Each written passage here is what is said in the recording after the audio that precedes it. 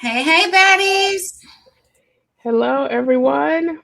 Like I always say, it is Friday's Eve. I know we are all ready for the weekend upon us. Jasmine and I were just talking about that. How are you doing today, Jasmine?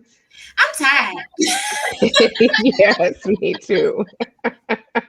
Like I took a nap today. I don't even take naps. I'm just tired. So, look, once my face is on, it's on. So, I had the pleasure of finishing up the last panel for the Life Interrupted film screening. Um, Nice. and that ended at 5. So, yeah, I've been sitting pretty for a little while and I can't wait to log off and go to sleep. I know it's so funny how we schedule all of our things around the days where we have to put on a face or do something to our hair. It's like Look.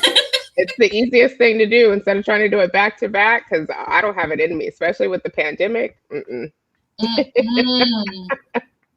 Well, look, tonight is going to be a great conversation. We have a full house. So we're probably going to jump right in because I don't want to spend a million hours doing introductions because we can. Right.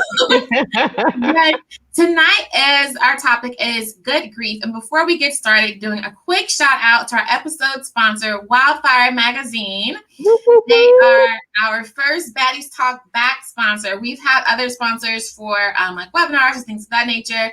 Actually, I think Handful might have done a Baddies Talk Back, or there might have been a webinar. I think it was a webinar. Either way, we are super excited to partner with Wildfire Magazine, and they are a young breast cancer survivors and thrivers magazine, and they focus on issues that young women face. And so if you're Yeah. interested in getting a copy of one of those, we're going to do a little bit of commercial break later on, but visit wildfirecommunity.org if you'd like to check them out.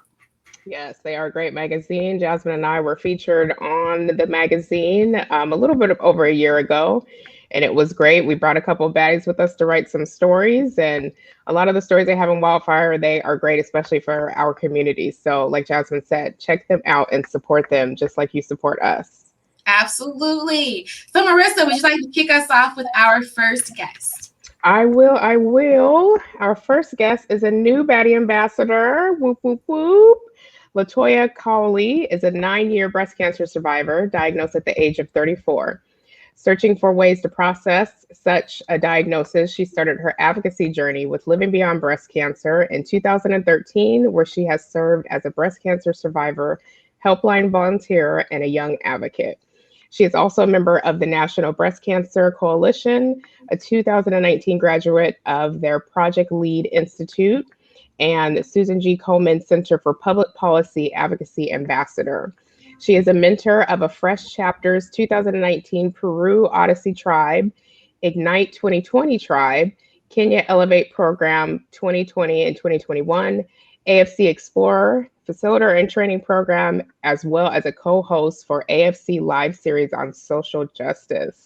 Latoya, you are doing it, girl. Girl, what? She has also served as an ambassador on the selection team. Latoya is a Chicago native, receiving her BA from St. Xavier University. She finds great joy in spending time with her family and friends. Y'all go on ahead and welcome our new baddie ambassador, Latoya Cowley, to the screen. Hi, everyone. Hey, girl. Hey, girl. Hey.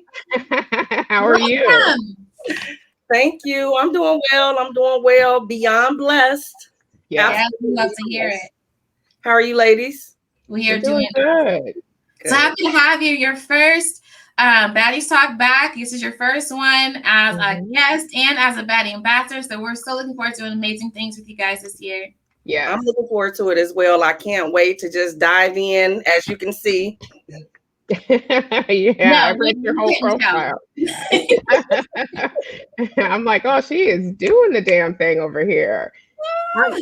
I don't take it lightly. I know on this journey that we've all been on, everyone isn't as fortunate, so I don't take it lightly. Anything that I can do to give a voice to some of those who either choose not to or can't use a voice, I just jump at any opportunity that I can to again beyond blessed. Absolutely. And we're happy to have you, boo. Thank you. All right, so we're bringing on another new Baddie ambassador, Shangron Lee. Shangron was diagnosed with invasive invasive ductal carcinoma, ERPR positive, HER2 negative, stage 2B in 2017 at the age of 43 years old. Breast cancer taught her that she must put on her oxygen mask first in order to take care of her family.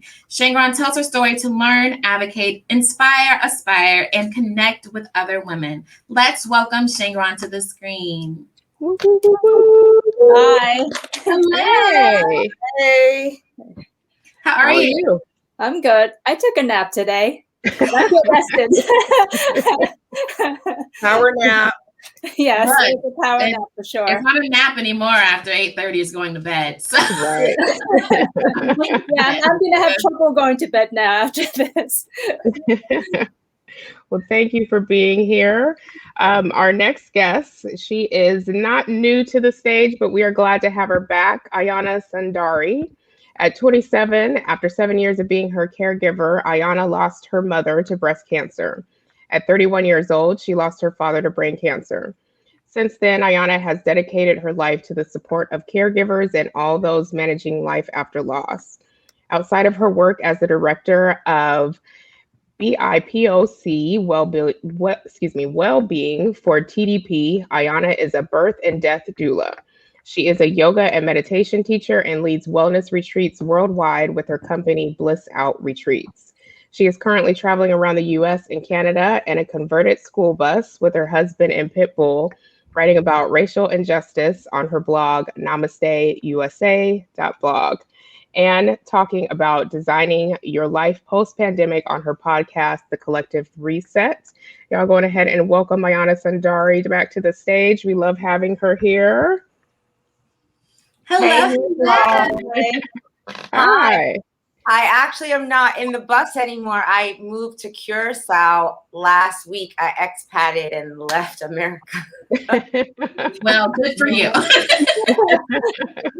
So we're going to hope my Wi-Fi is holding up. I mean, I think it's better than the bus. So Yeah. but good to see y'all and to be here. Happy always to join you in company. Yes. Thank you for being here again. And it was absolutely divine timing because you emailed me when I was getting ready to email you, literally.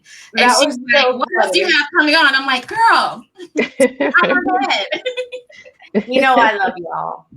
Yes, And we thank love you. too. Every time you come, you always drop some gems. So, like, Mhm. super excited to have you as part of this conversation. Thank you. Thank you. All right, our next guy. I told y'all we can spend a minute on intros. Sorry. Joanna Torres, another new Baddie ambassadors. Guys, if you have not you don't get our newsletter, like we just unveiled another 16 Baddie ambassadors. So this is why you're seeing so many new faces here tonight. So Joanna Torres, Joanna is the NFL cheer manager for the Miami Dolphins cheerleaders, personal fitness coach, trainer, motivator, and instructor at SoulCycle for the past 5 years, and beauty, health, and wellness embracer. She has always been extremely passionate about fitness and health and lived a pretty healthy lifestyle. At the age of 36 in September of 2020, Joanna was diagnosed with breast cancer, DCIS, and invasive ductal carcinoma stage 1. Her treatment included a double mastectomy and reconstruction. Health and wellness now has a whole new meaning for Jo, with a goal to help break down barriers for women of color and help promote early detection. Let's welcome Joanna to the screen. Hi, everybody. Hi, guys. Hi. Hello. I am super excited and just so grateful to be a part of this with all of you. So just happy to be here. Yes, we love it. Thank you. And We're then almost done, I swear. our next guest that we want to bring onto the screen is Kathy Washburn. Kathy's background is in positive psychology, post-traumatic growth, and neuroscience play an integral role in her approach to personal and professional coaching. Prior to becoming a coach, she was a senior executive at a financial management firm where she worked in business integration and corporate sustainability. During her battle with cancer, she experienced a severe gap in outpatient resources, which led her to found Carved by Cancer, a support network for cancer survivors. Everyone, please welcome Kathy to the screen. Hello, hello. Hi, Kathy. How are you? An honor to be here among you beautiful women. We are Thank so you. excited to have you here. We're going to learn something new tonight, and it's going to be a great conversation. All right. And last but definitely not least, one of our OG Baddie ambassadors, we have Latoya Williams, who is a senior manager of strategic partnerships at a nationwide public health organization, working to improve access to care and achieve health equity around cancer screening in underserved communities. A 12-year survivor, maybe you're 13 now, Latoya, why don't you update that bio? Williams was diagnosed with stage 3 breast cancer at the age of 30. After losing several family members to cancer through her survivorship, she found her passion of eliminating cancer as a major health problem by helping minority and underserved communities prevent late-stage diagnosis and reducing high mortality rates through education, advocacy, raising awareness, policy, and systemic changes. It's a mouthful, Latoya. You're doing it too, girl. Let's welcome our other Latoya to the screen. Hey. I don't think we can hear you, Latoya. Still can't. We'll let you work on it, boo. We'll let you work on it. Maybe try earbuds. So before we jump into the conversation, we always forget to introduce ourselves. Hey, guys. We are For the Rest of Us. We are the first inclusive community of women of color, which I hope you can see from our beautiful, diverse panel that we have up here. Our mission is to help women of color make the rest of their lives the best of their lives after breast cancer diagnosis.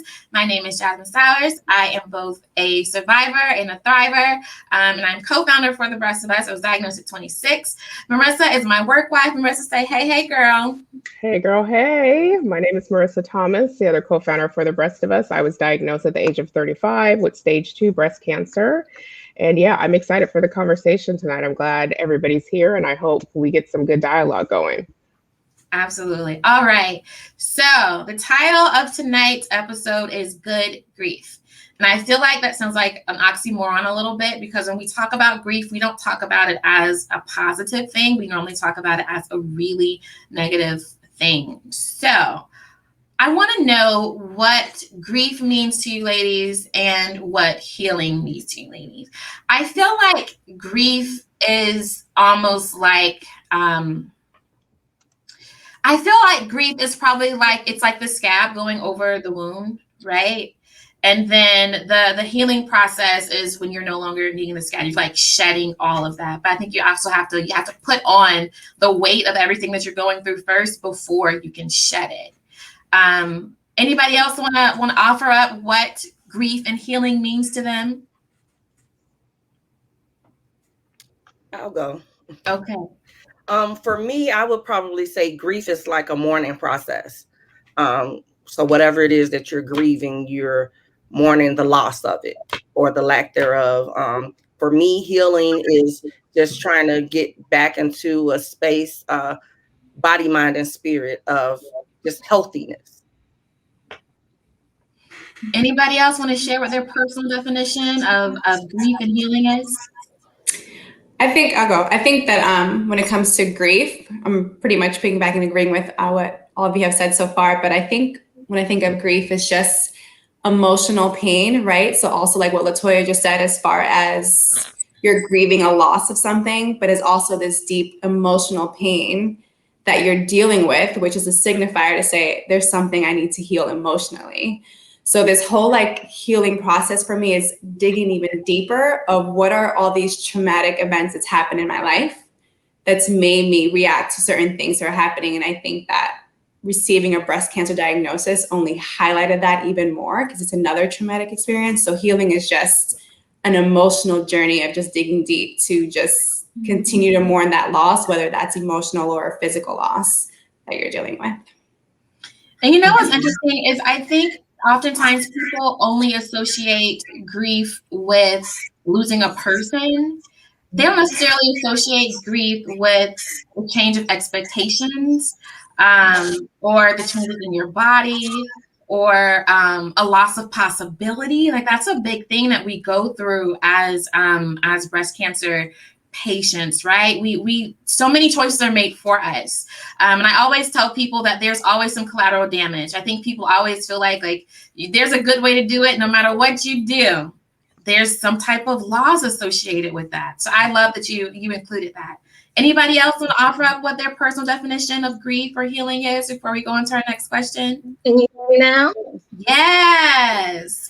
I was about to like give you grief for real. So when I think of grief, I think, oh Lord, fasten your psychological seatbelt, because grief can always look like sadness and crying. It could also look like being a life of the party, laughing, joking, just so nobody else can see my pain. But then I go home and I cry myself to sleep. So that's what grief looks like to me. And then as far as healing, I would say it's rescuing your mind from itself and changing it. You have to like transform your thinking, and I empower myself and transform my thinking from suffering into freedom. So that's the thing to me. So Yeah. somebody, I switched the comment really quickly because there was a question, but someone said that grief can be a hope stealer. That is terribly deep. And someone else, Nadia, said can grief be considered part of the healing process? It is. I think it is, right? Absolutely. Yeah. Mhm. Absolutely. It's a mandate. Yeah, Absolutely. and I think people should always realize too is that with grief and healing, it is a complete process. It ebbs and flows. It may not just go away one day. You may look at something and then that'll take you back to that place that you were in, and it shakes you to your core. Like recently, like yesterday, there was a tweet on Twitter that was going around that somebody had said cancer is trauma and cancer can cause PTSD, and I'm like, just yes. Because anything from the time that you were diagnosed, even up until now, anything can hit you. And it's just that PTSD that just comes into play. And Right. people like that, I think with breast cancer, they always try to make it like a pretty thing, unfortunately. And I think what's so interesting is that I think what we've been doing a good job of sharing the authentic, like the realness of what breast cancer looks like in every aspect, and allowing women to share their experiences in a very honest way.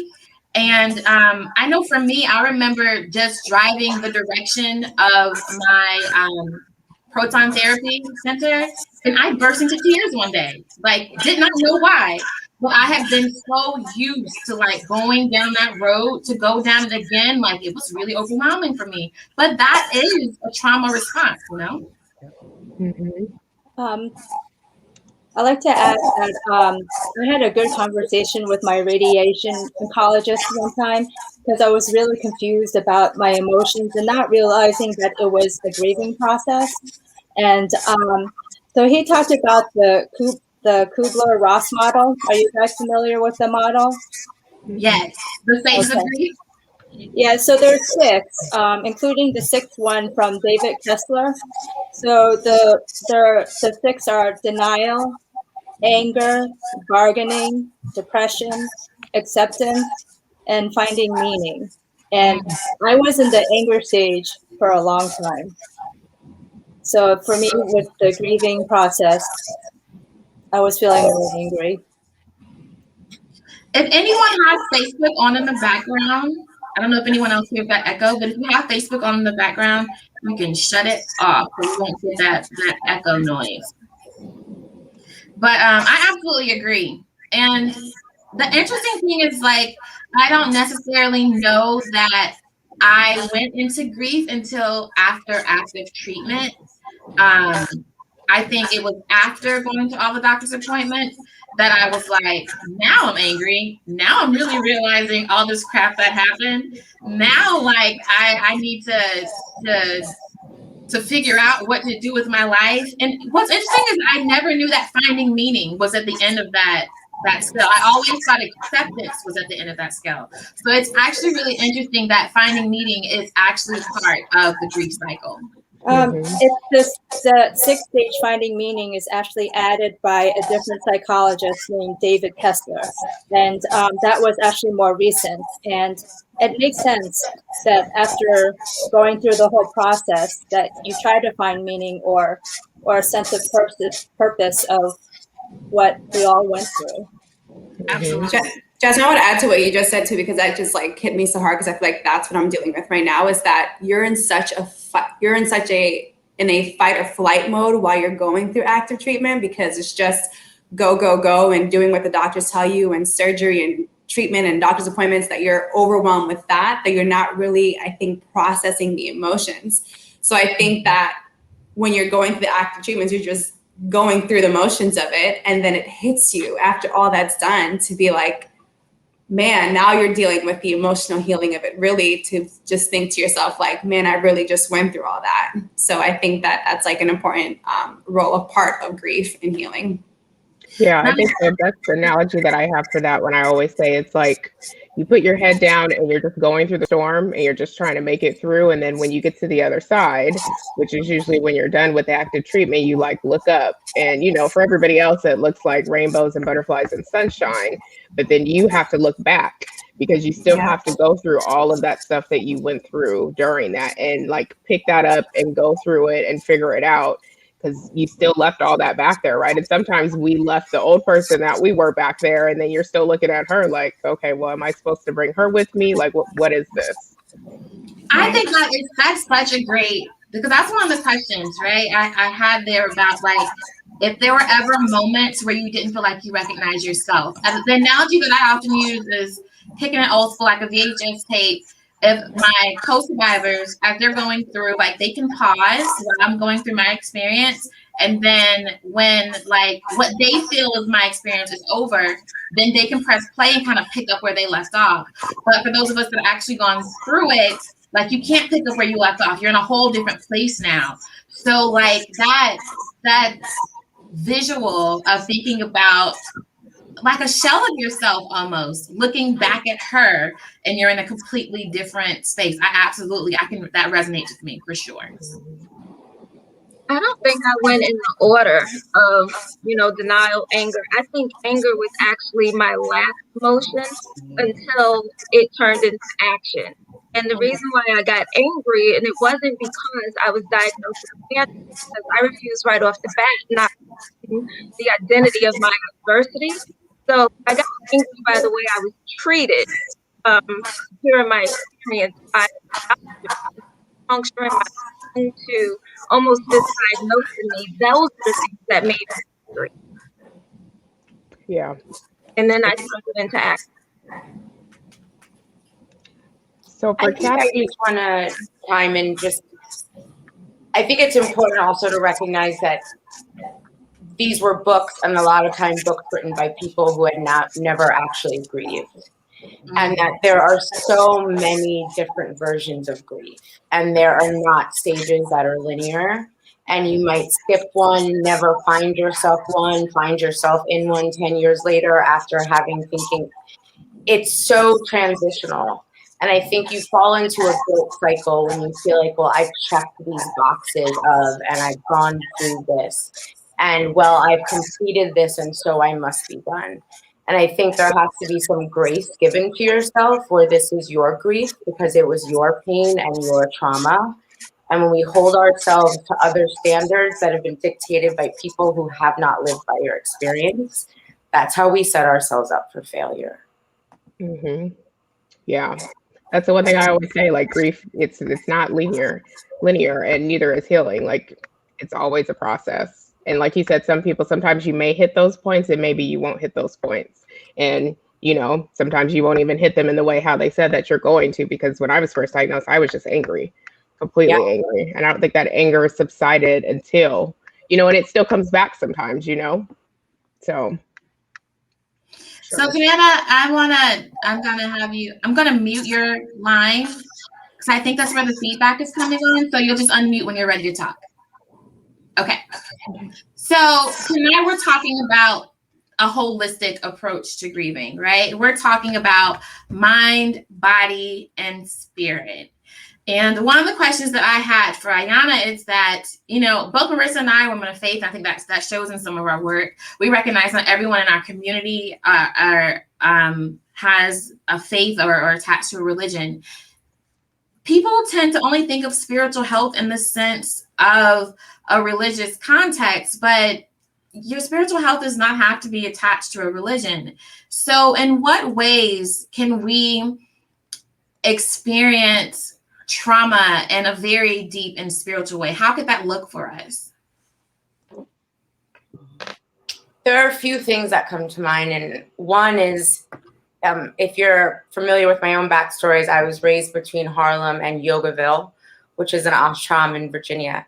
And Swami Satchidananda was my teacher, and his teachings were truth is one and paths are many.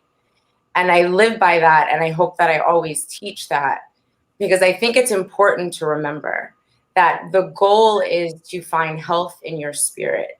And I think when we look at the differences, religion is an outside devotion and spirituality is an inside devotion. And so they can coexist or they cannot. But I think what's important is that you're honoring yourself. And so if you can remove the connotation that someone else has told you about it, or what you have perceived to be what spirituality is, and a lot of times it's what other cultures have told people of color that spirituality is, it is not that, right? It is simply the devotion and honor to your spirit and the quest to want to see a better version of yourself emerge after trauma. Right? And the only way to do that is to sit with it. There is no other way through it but to sit with it and to get quiet and to listen to it and to figure out what it needs in ever-changing moments and then to give it that. But I think if we can remember and always be clear, spirituality is just about devotion to myself. I love that. I think that's a great definition. And I think that's a definition that is cross-cultural. You know what I mean? It doesn't have to belong to a specific group. It's something that we can all identify. Now, Shangron, you mentioned being angry, being really angry. What did it take for you to move beyond that? Or do you feel like you have moved beyond that? I have moved beyond it. I still have my moments if something triggers it. But for the most part, for me, was running. For me, it was physical. So I was running before I was diagnosed with breast cancer. And that was part of the reason why I was really angry, because when I was diagnosed, I was actually training for my first race, a 5K run, nothing spectacular. And I'm still slow at running, but I was really angry. And so I used that anger in my running. So I think a lot and process a lot of things when I'm running. That's my time to clear my head and just be like, okay, these are my problems for today that I need to think through and do. So I do that during my running. And that really helped me because I use that anger to train hard. And that's how I focused it. But I also want to add on to what Iana was saying about spirituality. I actually hired a thriving coach, and she taught me about meditation, learning to be spiritual outside of religion. I grew up as a Christian, and one of the layers that I was peeling off was the guilt I would feel because of my upbringing in Christianity. And so Iana brought up a lot of good points about spirituality being working with inside yourself, not what has been taught to you. And for me as a Taiwanese American, when you talk about yourself or you speak up, it's seen as being selfish. It's seen as that you cannot take care of yourself. Mental health is something that's not really spoken about. So when you do talk about it, you feel this guilt or shame that you even have these emotions. So meditation and the running is what helped me get through the anger. And so before I segue, because that's a great segue to Joanna, because she's our expert on the body topic, but I do want to speak to the religion and relearning. So for me, though I've grown up Christian, I've been a Christian like my whole life, I had a warped perception as well. And it really wasn't until my diagnosis that I started to unlearn things. And I think the biggest for me where I felt like this guilt was feeling like I needed to earn God's love. And so it's like you could never be enough to earn God's love. You're always going to be doing something wrong. And when I got diagnosed and I started to read different things, started to open my mind up to different perspectives. And they weren't different religions. They were just different ways of thinking and different ways of being. And it was actually like it wasn't a Christian book, but it was a book called The Course in Miracles, which like a lot of people know, Marianne Williamson's a big teacher of that. And it's not a religion, it's just a way of living. But it was reading that book that it clicked for me that I was already loved. I didn't have to earn the love. I didn't have to earn worthiness. And that for me got rid of the guilt. And I have no idea where I picked that mentality up. I have no idea. But that was a big shift for me in terms of my connection with God. Yeah. So I just wanted to throw that out there. I don't know if anyone else wants to comment on that before we move forward. Well, I want to ask Ayana real quick, why do you think within communities of color, it's so hard to differentiate between spirituality and religion? Because you hear that, like when somebody asks you like, oh, are you in religion? Are you religious? And then some people say, well, no, but I'm spiritual. Like, especially if you're talking to somebody that's really involved within the church community, then they get really offended by that.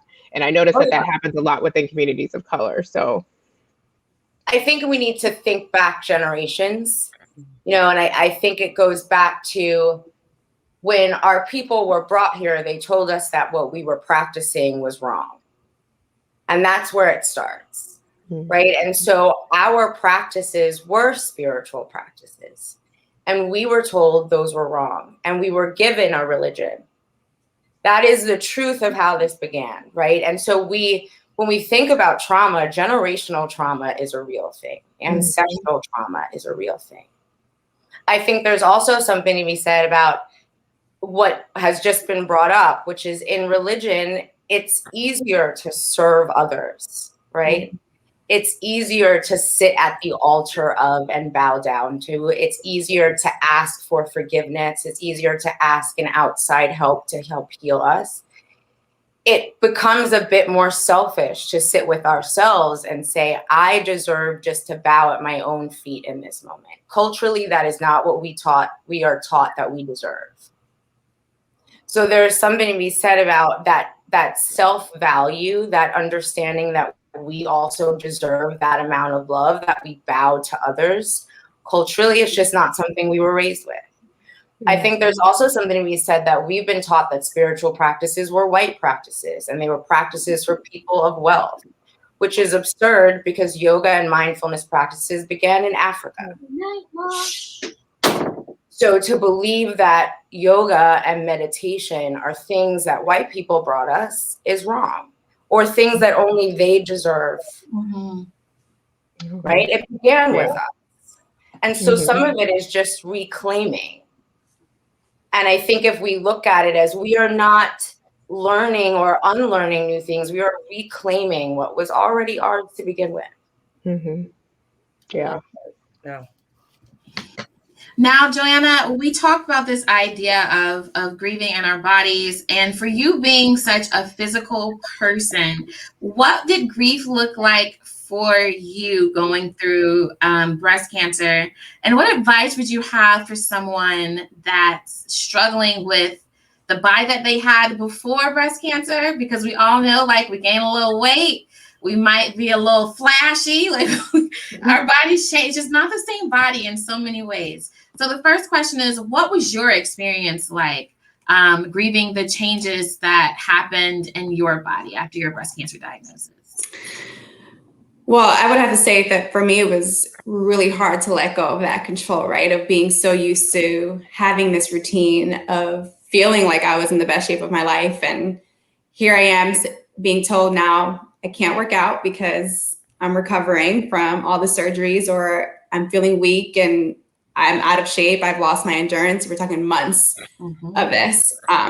So it's hard because you have this control and you're so used to that body image or how I was living my lifestyle, and not having that control, which is part of the grief we just talked about, right? Like letting go of that control and not being able to do something that you're so used to doing.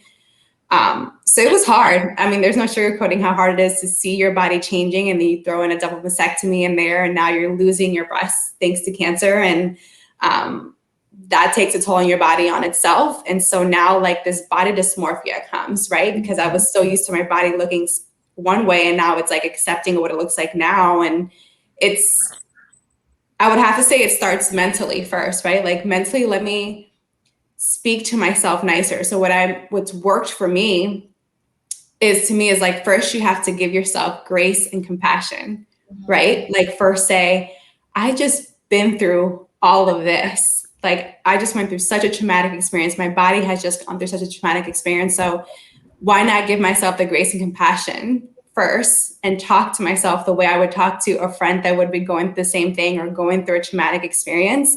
Speak to yourself the same way that you would speak to a friend or anybody you're giving advice to, like giving yourself that love, that self-love and self-talk. Like it's okay not to be okay. And it's okay to be going through these changes. I'm human, I'm normal. And I just went through breast cancer. So I think it starts there first, giving yourself those two things, and then just taking it one step at a time, right? Like knowing that it's just a rebuilding process, because it's so easy to say, oh my gosh, I want to be able to go back and do these high intensity workouts again and teach my spin classes. But the reality is like, you have to like be like humble yourself. Like I'm rebuilding my strength. It's like a humbling experience to have these hot flashes and realize I can't even walk up and down the stairs anymore. And like, going to the grocery store was even hard for me, and the way I was feeling just walking around and carrying things. So grace and compassion, I think just like humbling yourself to knowing that it's okay, that you'll eventually will get there and get your strength back. And yes, it's going to be hard, but it's going to get better with time.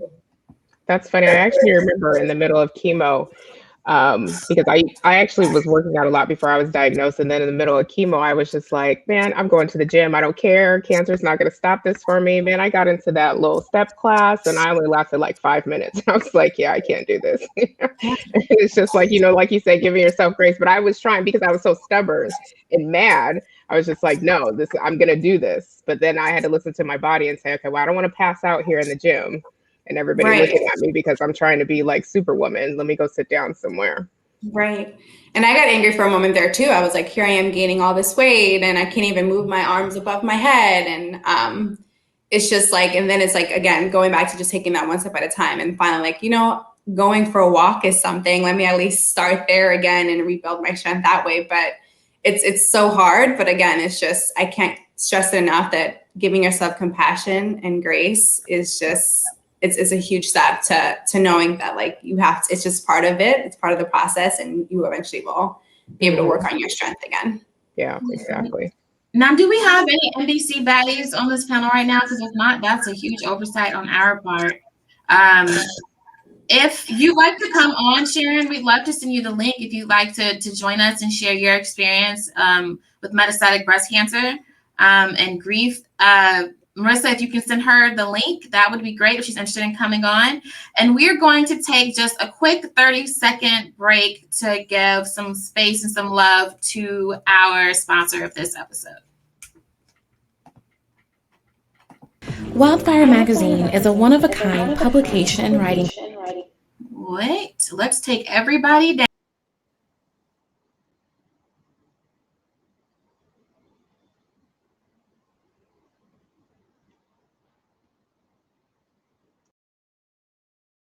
Wildfire Magazine is a one-of-a-kind publication and writing community dedicated to sharing the thoughts and experiences of the young breast cancer thrivers. From body image and parenting to intimacy and more, each issue of Wildfire is 100 gorgeous pages that help create a much-needed age-specific community and support network. To check out the latest edition of Wildfire, available in both digital and print, visit wildfirecommunity.org.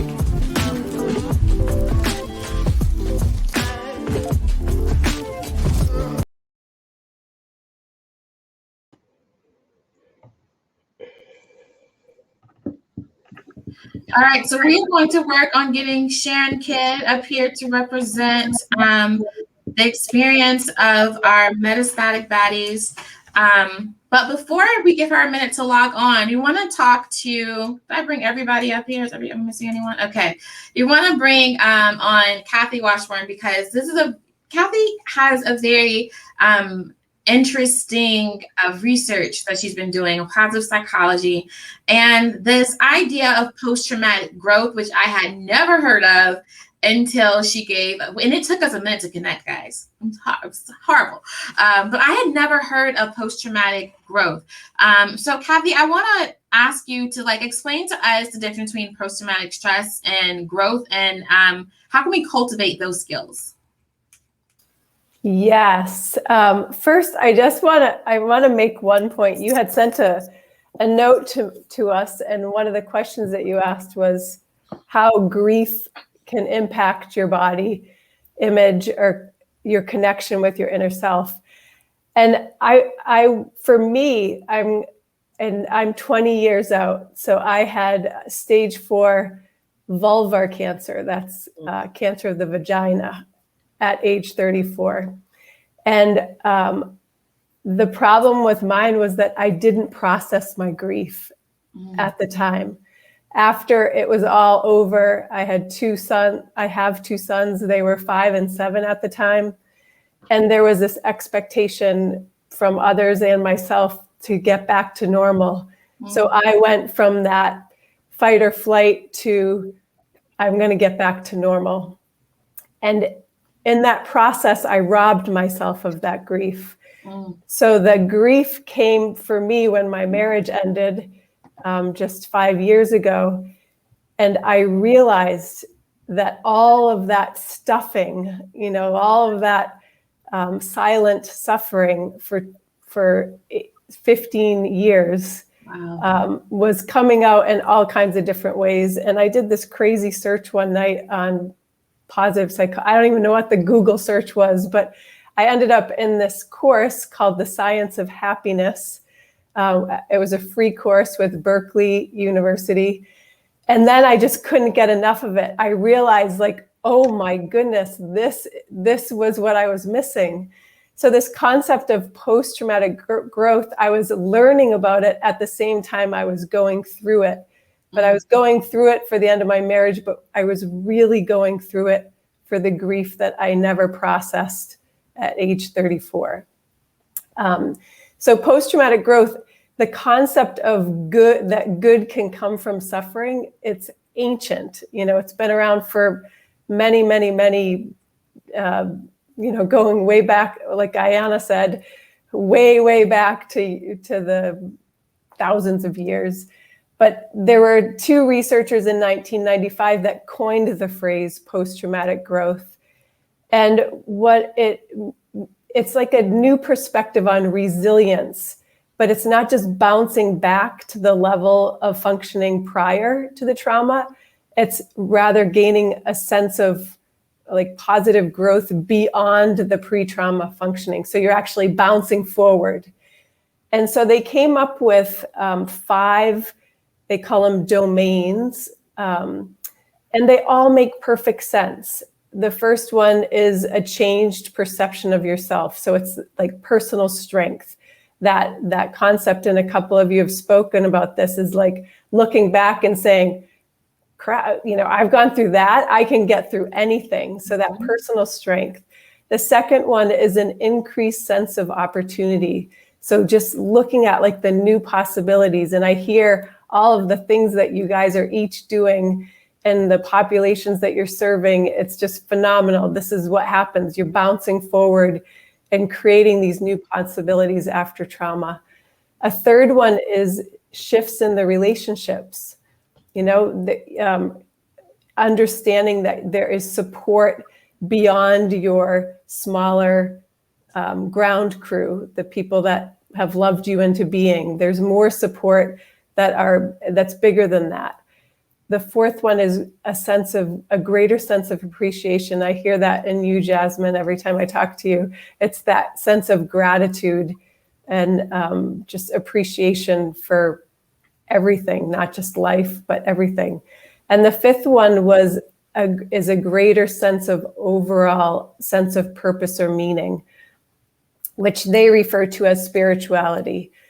And then another researcher came in 2012, her name's Kate Heffernan, and she's like, well, wait a minute. Those are great. They're all corporeal though. They're all kind of in the head. How about our bodies? We need to reconnect to our body. So she added that 6th one, and she also added the need to create new habits to actually support this new body. And then I'm coming in, I'm not a researcher, I'm just somebody that has lived this and has studied this, and saying that there's actually two more. One of them is positive sexuality. We have to connect and reconnect to our sexuality. Our sexuality is so deeply tied to our creativity. And as cancer survivors, we have this urgency. We want to do something with our life. But when we're disconnected from that part of ourselves, it's almost like we're trying to do it with our arms behind our back. It's like we're trying to make it work, but there's still a bit of a disconnection. And then the last one I would add, and this is a pond that I swim in, is emotions. Really giving yourself permission to feel and understanding both positive and negative emotions. They are not bad or good. They are just information and data, and allowing yourself to be, Ayana, I heard you say that, like just allowing yourself to be in that, whatever that is for you at that moment, anger, frustration, joy, whatever it is, like just allowing yourself to be there. So I use these elements of post-traumatic growth as portals of growth when I work with individuals. Any one of those, if you tap into any one of those and really embrace it, you're going to bounce forward in a different way. So that is post-traumatic growth. I just want to say, first of all, I love, like, I don't bounce back, I bounce forward. Can we put it on a shirt? We need it on a shirt. Okay. I love that. And so, Sharon, thank you so much for bringing this to our attention. It was a huge oversight that we don't have the perspective of metastatic breast cancer survivors in terms of grief. So would you like to share what grief has looked like for you, mind, body, and spirit on your journey? Mm-hmm. Thank you for the opportunity. It looks totally different, especially since this is something that we have to manage for the rest of our lives. And there's so many, I guess, elements of it. So personally, I have treatment every Friday. I've been on a clinical trial. The clinical trial gave me permanent nerve damage. So I'm kind of working through that. So I attend physical therapy. A lot of people have talked about the weight gain and just like accepting your new body, like who you are. So I kind of built it into who I am. So behind me, you guys see my logo. So I try to keep that at the forefront of all my thoughts. But the process is ongoing. I feel like it's definitely not linear. I have days where I'm doing great, and then it's like, well, I have a setback. So I just try to be mindful. I do a lot of journaling. I am so grateful that I found this group. It was very hard for me to find a group of African American or women of color who have the same lived experience. I had no clue where to go. I didn't have any support systems. So I'm super, super excited that this program or this organization exists and that I've been able to build community. But it's definitely ongoing. I don't think it, like how, I guess I don't process it. Like it's something that's going to continue. Well, I'm going to continue to process. It's just not, a one and done. So do you feel like you're always grieving in a sense? Yes. I had to deal with like, the death of my previous life, physical activity, doing different activities with my kids. So life looks totally different. Like even down to like the things that I buy. Like now I'm not buying high heels anymore. Like my feet are in pain. They're cold. I can't feel them. So I'm buying shoes that are comfortable. So I feel like it's a complete lifestyle change and it's not just like, oh, let me make these adjustments. In terms of housing, like I'm getting ready to downsize because my bones are so weak. Going up 4 flights of stairs just doesn't work. So it's definitely different levels to it as a metastatic thriver. So one, thank you so much for your willingness to come on and correct our error and the lack of representation. And two, I I really appreciate that perspective. And I think I'm not big on comparative pain. And one thing that we do our accomplished trainings, we always tell people that acknowledging someone else's experiences doesn't negate yours. So no one has to be like, well, mine isn't that bad or whatever the case. We are creating a space where we can honor everyone's experiences. So Ayana, for someone that is constantly in a state of transition, constantly in a state that feels like they're losing something, what advice would you have for processing during the experience? Because there is no after. The only way that they can do this is while it's happening. I think it's important to recognize probably what your personality is. I think there's certain people who can access their pain or their trauma and then move on throughout their day. And then there's some people who cannot. And so I think it's important, if this is an ongoing process, which it is, and we're trying to figure out how to manage grief and loss while also trying to thrive, while also going through treatment, while also raising families, then it's figuring out the schedule that works for you to manage your personal grief. So I always think about it like, what can you personally manage in a day, in a week, right? Because your grief is going to change because everything else in life is changing.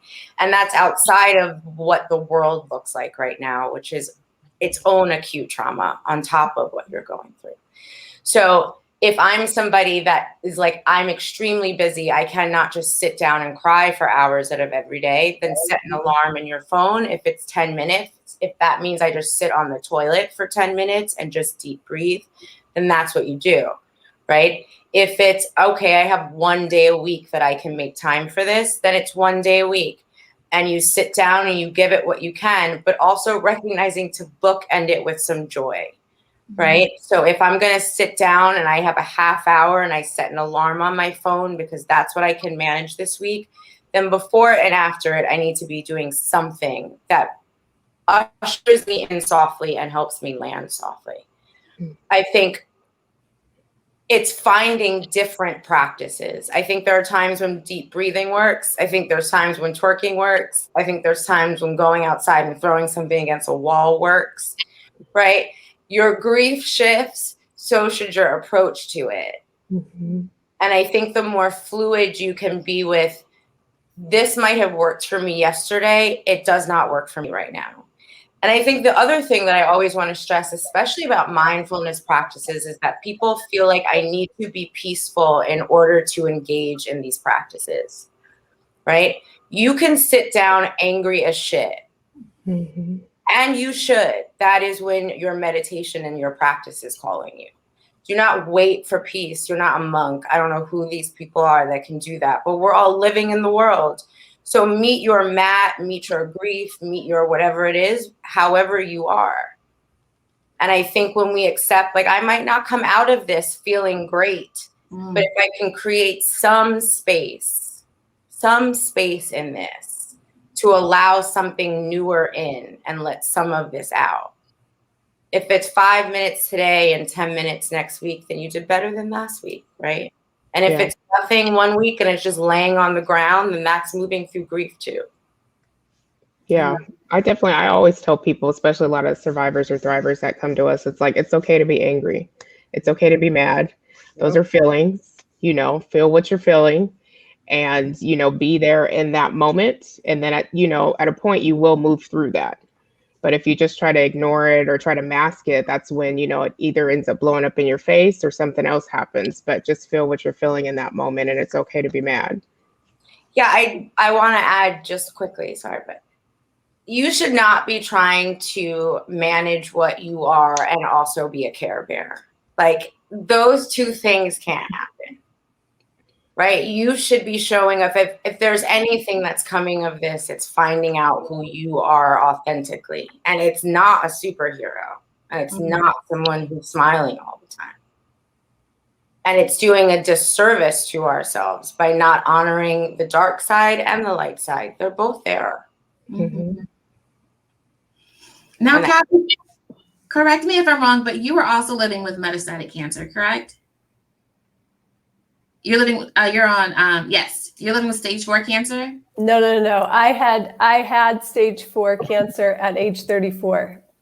I am 20 years out. It's Oh, a wow. crazy thing. Yes. I would love to add to this conversation, Ayana, because I love this idea, and this is used a lot in positive psychology, is the power of the word and. I can be really angry and scared and suffering, and my fingers move, my lungs inflate, my eyes flutter open, and just shifting yourself for 90 seconds. I call it a hot second, which is 90 seconds on a real clock, but shifting yourself just for 90 seconds allows you to build new neural pathways, and which is another form of resilience. So when I work with cancer survivors and cancer patients, when they're going in, and like Jasmine said, just opening the doors of the hospital just sends a flood of anxiousness. And in that moment, like, just, I'm really anxious walking in here, and somebody that loves me is next to me, or I can feel my feet hitting the floor, like really just grounding yourself and shifting yourself, because you can live in both of those worlds. That's what we call it, grounded optimism, is facing the reality as it is and moving towards a slightly better future in this moment.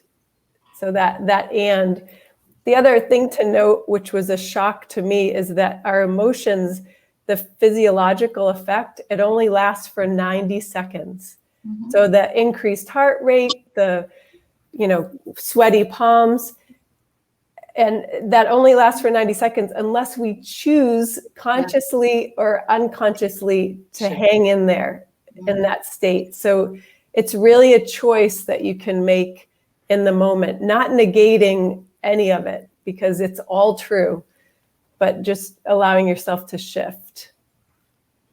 And that idea that our feelings aren't mutually exclusive, that is something that I learned from Ayana and probably our Peace of Mind webinar. And that was a game changer for me, because previous to that understanding, it did feel like I could only like you can't be angry and grateful to be alive. I'm like, you absolutely can be angry and grateful to be alive. So our Latoyas, we'll start with Latoya Williams. What has grief looked like for you, and how have you worked through that? Well, so grief started early on in my life, and it wasn't unusual that I actually found my first breast lump at the age of 13. I grew up in a really toxic family, and I was also the type of child to hold everything in. And when you hold that grief in, it manifests into illness, whether it be cancer or heart disease or whatever. So I ended up getting diagnosed at a rather early age, at the age of 30. And I guess I was more numb to it than anything. And till this day, I'm still numb about my cancer diagnosis. And I got to say, I didn't experience grief from that because I was already in a state of grief. It wasn't until that awakening happened of how people treated me. And that's what made me move into the next phase of emotion. And, grief, it comes, it goes, it's evolving. And that's because we're constantly evolving. So we're going to have our good days. We're going to have our bad days. But, you all touched on so many different things, and I hope I can remember. But something I think Johanna said, I just want to say that you can't change how people perceive you, but you must protect how you see yourself. Mm-hmm. And that's something that I constantly learn. And when it came to my body image changing, that mastectomy, not being able to put my own shirt on, I realized, this issue got to change. And I took it one step at a time. And when the doctor told me not to do something because of, risk factors like lymphedema and stuff, I said, watch me. So I went and I enrolled myself into the worst thing you could possibly do as a breast cancer survivor, which is pole fitness. So started off as a struggle, like everyone starts off. Everyone's like, oh, I don't have a body strength. And these are just normal people, not diagnosed. 6 months into it, I'm climbing, I'm flipping, I'm doing everything that the doctor told me not to do. But, it was just that mind over matter thing, that I'm not going to stop living my life. I'm not going to get stuck in a state of grief and sadness. This is how I'm going to transform that grief into doing the things that I love, because that's how I see my life moving forward, doing the things that I love and doing them on purpose. So I love that. I love that thought. I feel like you're like our sassy baddie, honestly. I love you so much. I'm looking at Kanine's statement, and I have on the screen for everyone. She said, I was raised in grief and trauma. That really, like, that hits, right? It is a daily fight to constantly move forward when this feels comfortable. I think that is true for a lot of communities of color, growing up in grief and trauma. And unfortunately, I don't know that we identify those things as grief and trauma because it's normalized.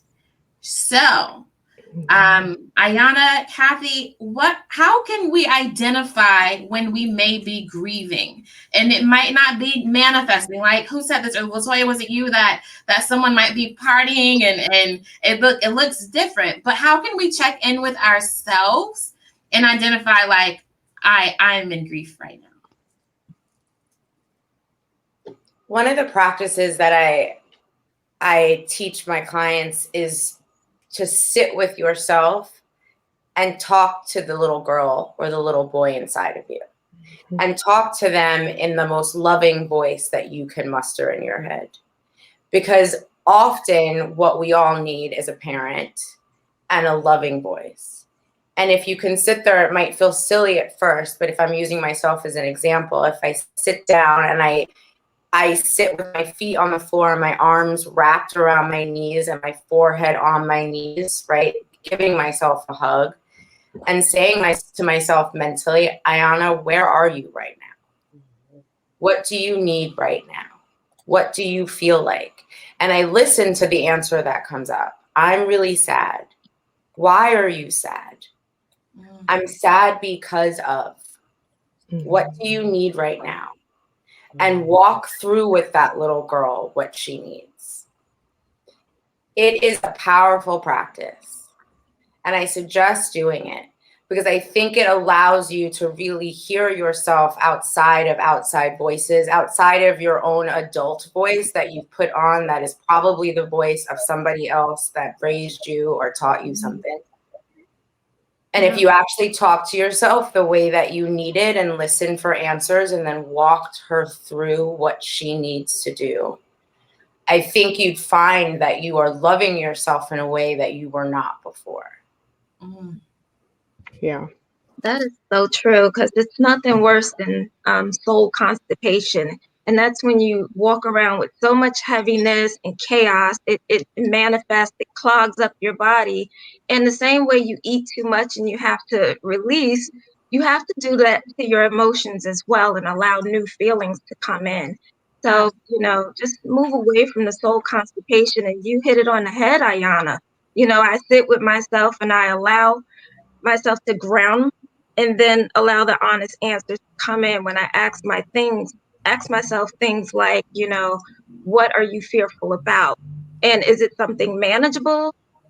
Or is it something that's consuming your life? And if it's consuming your life like it was, that's when you have to realize you have to take the next step and seek therapy. And it's nothing wrong with therapy because it's just a deeper way of pulling out the darkness within you and getting you into the light. I think you also just quickly have to set yourself up with examples and understand that you don't know what they are. And so you might need visual representation. And I think it's the same way. It's like when people have grown up in dysfunctional relationships between their parents, right? Then you have no idea what healthy love looks like. So maybe you need to watch shows about healthy love, spend time around families that exhibit healthy love. I think the same thing goes for joy. When you are raised with grief and trauma, you don't really understand what healthy joy looks like. And so if you are sitting on social media all day, start diversifying your feeds, intentionally looking for joy, right? Intentionally surrounding yourself with people who might seem a little happier than you do, right? Putting yourself in situations where maybe there are healthy examples that you can live up to, because we're admitting that I may not have the answers to this and I may not have been raised with this. So I have to teach myself it and reconnect the brain differently to understanding that this is not what comfortable should be.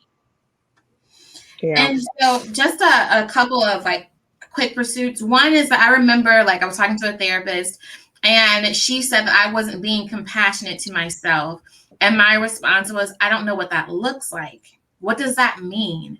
And she literally told me to say like hand over heart or hand over in your stomach. And you do talk to yourself. And that's exactly what she taught me to do. And it was a very powerful, and it is a very powerful experience to just stop and be like, okay, Jasmine, let's figure this out. Let's calm this down. And also speaking to this idea of like emotional constipation. You know, I tell people all the time, people think that they are shutting off bad emotions. You don't shut off half your emotions. You shut everything down.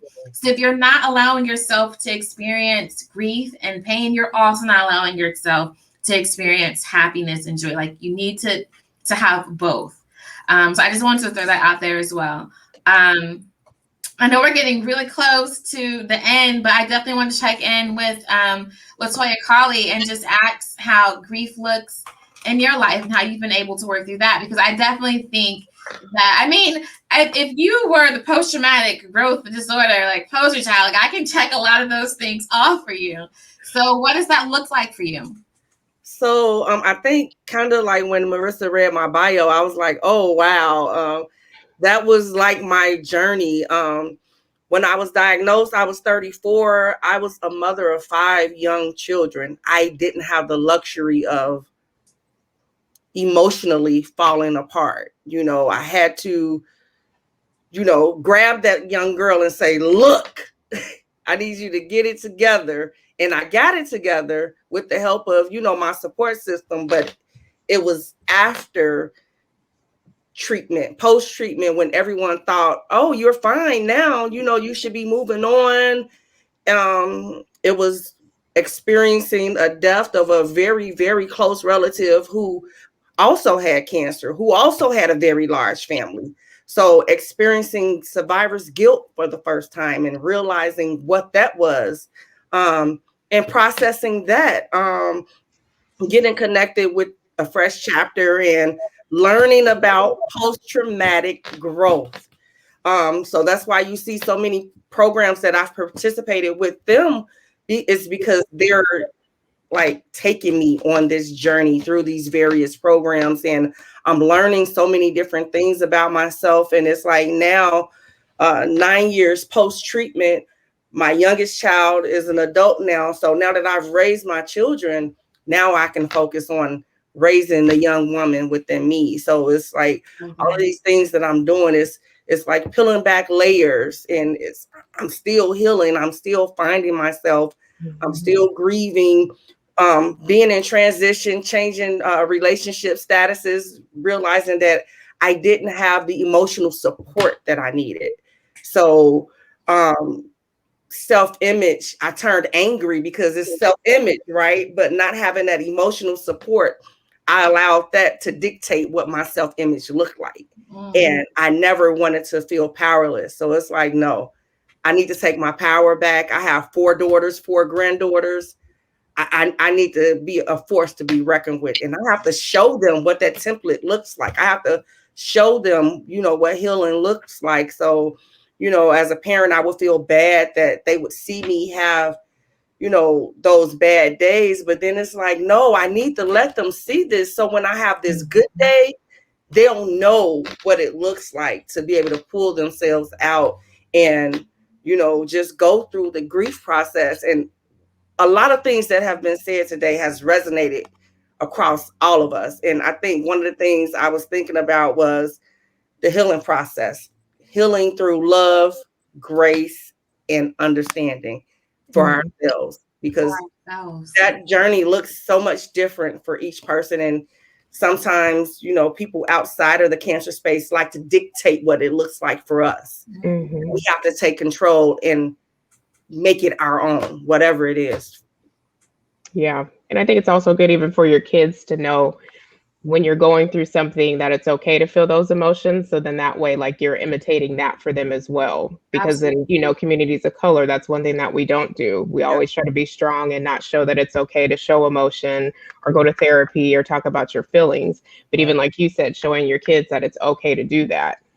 It's, that's something that's beautiful and something that we can all definitely imitate within our lives and show our other family members that. Yeah. Absolutely.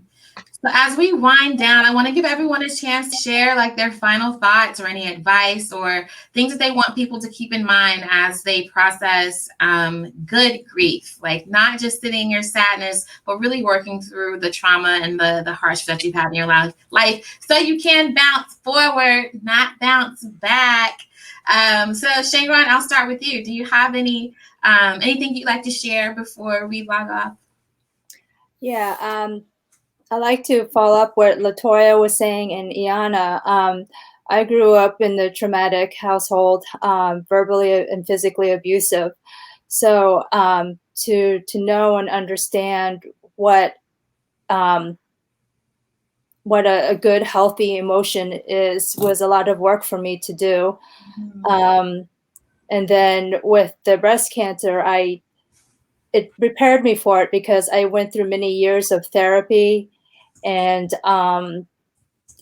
really dug deep to deal with that. And then recently with my thriving coach that I worked with, she asked me to, one of my exercises was to write a letter to my inner child. And that really helped me break a huge shell. And I think that was a turning point for me and gave me so much clarity. I even have a drawing too. So with grieving, I know Sharon had mentioned that she does a lot of journaling. Journaling, I think, is really helpful, especially if you're not able to speak it verbally. And that was something I was not allowed to do growing up. So journaling is very important, I think, and doing art. I have a Bachelor of Fine Arts degree, and that's because of the trauma that I had as a child and into young adulthood. Just making art really helped me. And that would be something I would advise others if you're going through grief. If you don't like to share it out loud, but at least write it down or at least make art. If you're not a good artist, you don't have to draw perfectly well. Just start scribbling. If it's just a scribble, that's fine. Or if there's colors that you're feeling, just work within yourself. Intuition. If you can see, I have Jackson Pollock in the background here. And Jackson Pollock, if you know his work, you're like, it's like, okay, it's just a splash of ink, paint all over the canvas. But it's more than that. It's actually art therapy in itself through, if you know anything about his background and his livelihood. So this is why I have him in the background as a reminder of that. So it's one way of processing it. So I love that. I think that's great advice. And so I think like many of the ladies here, like dealing with trauma, one recommendation I'll have for you guys as we move on to Sharon, the book All About Love by Bell Hooks. I am reading that right now. And I think you guys will love it. And I think you'll love it. And I think it'll help reshape some of those myths and misconceptions that we've been talking about love, especially this idea that you're being loved by people that abused you, or what that really looks like, or living in an abusive household. So I want to recommend that, All About Love by Bell Hooks. Sharon, any thoughts that you'd like to share about grief and acceptance? Yeah, I would just like to say that the healing process is definitely not linear, and I like to take it day by day and acknowledge my feelings. I try not to hide them. I feel what I feel, and I kind of move on. And I would just tell people that it's okay not to be okay. And to me, I think it's best to kind of find a support group and take it day by day. Absolutely. Joanna?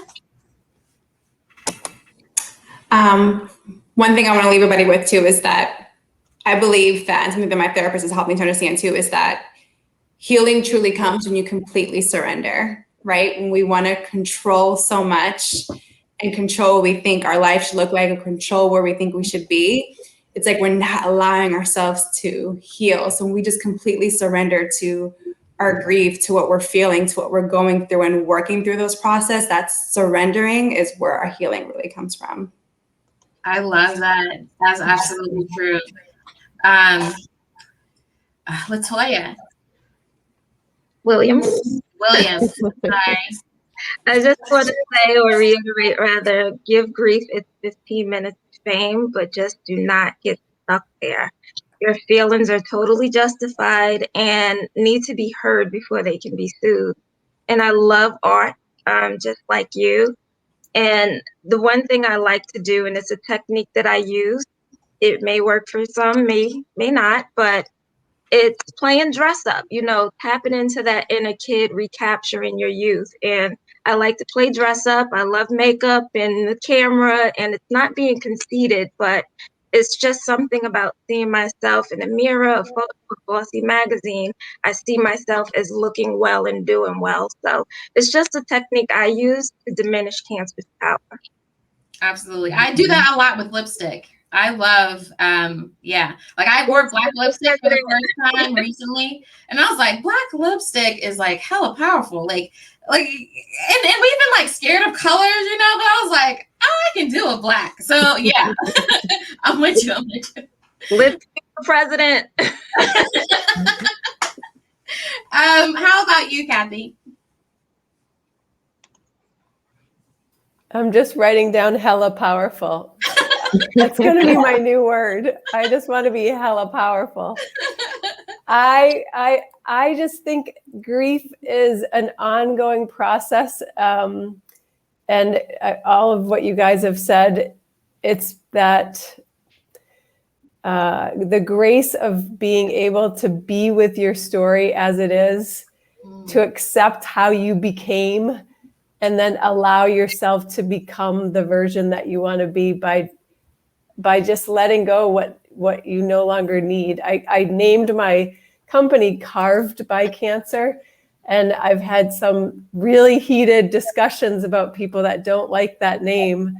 And I chose it because of Michelangelo's sculptures called The Slaves, where he has part of this, it's unfinished. It's half in the marble and it's half exposed. And it's, for me, depicts that we're always carving away what we no longer need. And in doing that, we find these little treasures of who we are beneath it. So it's an ongoing process. It's never done. You'll keep peeling back layers of this, and that's life. It's a beautiful thing, and we're all here living it. So keep doing what you're doing. Mm-hmm. Ayana. I think I would leave you with to keep filing away at your tribe, to keep editing your tribe. You cannot heal when surrounded by toxic people. Mm-hmm. And so I think that often what can happen sometimes is when people have rocked with us through a hard time, we hang on to them. Mm-hmm. And my advice would be, just because someone has rocked with you till now doesn't mean they should continue to. Mm-hmm. And if they are not going to be instrumental in you becoming the best version of yourself, then you have to let them go. Absolutely. Yeah, they're only here for a season. That is. Latoya Colley, did you get a chance to give us your final thoughts? Final thoughts, just trust the process. Be gracious with yourself, love yourself, trust the process. Surrender, as Johanna said. And what about you, Marissa? What are your final thoughts? I would say, just feel how you're feeling and give yourself grace in the process. Give yourself grace along the way, because you are the person that is going to be with you through thick and thin. So as long as you're giving yourself grace and talking positive affirmations or positive self-talk to yourself. It's a great thing. It's kind of like what Ayana was saying. Just, sit down with yourself and give yourself those positive reinforcements. And so I think I would say, I think every woman on here has given such great insight on how different grief can look and the fact that you can move beyond it. I know sometimes when you're in it, it's hard to imagine what the other side looks like, or it's hard to imagine sometimes just getting out of that dark space, even if it's on a continuum. There's good days and there are bad days. And if you're willing to push through the bad days, you will get to the good days. You know what I mean? I want to thank all of you for joining us tonight for this awesome conversation. Again, I want to thank our sponsors, Wildfire Magazine, for being part of this and being in partnership with us. And with that being said, we're going to ask our guests to stay on so we can take our commemorative photo. But everyone else, we're going to log off and we're going to wish you all an awesome evening. Yes. Have a good night, everybody. Thank you for joining us. Good night. Good night.